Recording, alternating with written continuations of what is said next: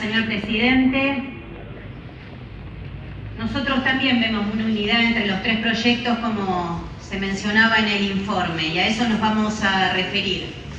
El martes, cuando estuvo la ministra Bullrich aquí mismo en esta sala informando, le preguntamos si detrás de esta reforma estaba Estados Unidos, si tenía algo que ver las reuniones que ella mantuvo en la DEA, con el FBI, con el Departamento de Seguridad Interior, con el Departamento de Estado. Nos contestó en forma negativa, pero nosotros seguimos viendo la mano de Estados Unidos detrás de esta reforma y lo queríamos mencionar aquí estando el ministro presente.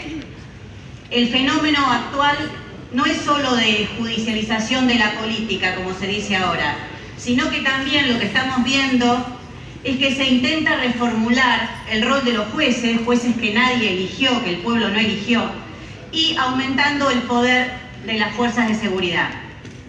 Esto es, lo vimos el martes, la ampliación de la figura de flagrancia, la incorporación de figuras nefastas como el agente encubierto, el agente revelador, el informante, el arrepentido, llegando a exponerse la contratación de un cuerpo de buchones por parte del Estado. Pero ahora se complementa, y lo vemos así en el informe que dio el señor ministro, aumentando el poder del Ministerio Público para armar causas con su sola discreción y también desistir de las que no le interesen. Y cuando hablamos de armar causas, y a eso nos vamos a referir, como tenemos poco tiempo vamos a hacer una selección, por supuesto que nuestra crítica será más profunda al momento de dictaminar, pero al momento de armar causas nos vamos a referir específicamente a la potestad que se le da a uno de los subprocuradores que se crean, de los 4 subprocuradores que se crean, de aplicar la ley antiterrorista. Y no es una mención al pasar, como no lo eran los proyectos que discutimos el martes, no es una mención al pasar. Invitamos a todos a releer el artículo 7 del proyecto de ley, inciso D, inciso C, perdón, inciso D, inciso H. C da una instrucción concreta desde la propia ley, y lo hará cada uno de los diputados y senadores que voten este proyecto de ley tal como está, de aplicar la ley antiterrorista. Se habla de la asociación ilícita calificada, se habla del artículo 41 quinti, es nefasto, se habla de las asociaciones ilícitas del artículo 210, se habla de la financiación del terrorismo, artículo 306, lo mismo que hacían las leyes que tratamos el día martes. Entonces nosotros vemos una unidad peligrosa, una unidad que le da una potestad a un subprocurador que tiene menos requisitos para ser elegido que lo que tenía el procurador, pero al cual se le aumentan notoriamente las funciones. Y tan explícito es el destino de esta reforma que se crean 4 subprocuradores, y le pregunto a todos los presentes que me digan qué van a hacer los otros 3. Porque solamente se dedican a regular a uno de ellos, que es el que les interesa evidentemente. El que les interesa es el subprocurador general del delito organizado. De los otros 3 prácticamente no se dice nada. Entonces, a la par que, como dijo el diputado que habló recién, de que se elimina el programa, las direcciones de protección a las víctimas, acceso a la justicia, políticas de género, atajos en las villas, se crea la figura muy peligrosa de este subprocurador que aumenta las funciones incluso que tenía el procurador anterior.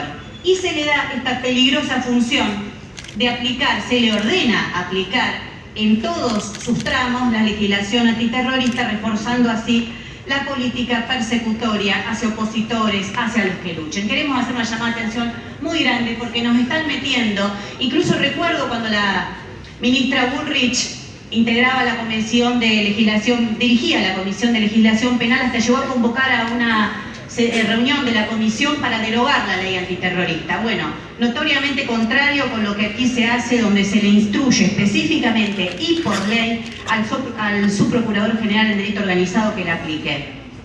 El otro punto que queremos llamar la atención, vamos a ser breves, es muy grave. En el artículo 8, habla que este subprocurador tendrá que coordinar con las agencias de inteligencia. ¿A qué agencias de inteligencia se refiere? Le preguntamos al ministro. ¿Está hablando de la AFI y de la CIA? ¿Está hablando de la AFI y del cuerpo de inteligencia de 1.400 agentes que tiene el ejército y que ha sido denunciado durante todo este tiempo?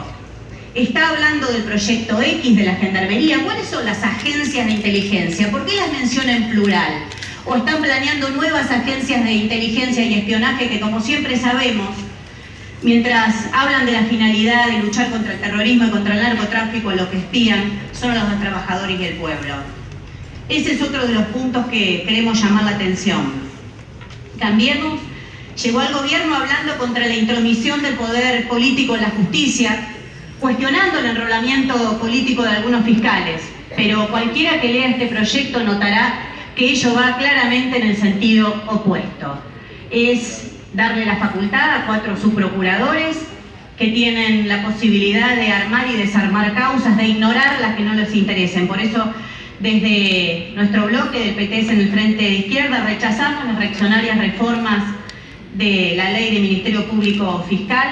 Para nosotros es una reforma que pretende aumentar la criminalización de la protesta, potenciar los mecanismos de espionaje, dejando abierta esta puerta que decíamos, porque incluso algo que, permítaseme mencionar, habla de coordinar con potencias extranjeras también, nos gustaría que lo expliquen. Y creemos que es una gran reforma para blindar el ajuste en curso y para garantizar la impunidad de los que lo apliquen. Muchas gracias. Gracias, diputada. Tiene la palabra el señor ministro.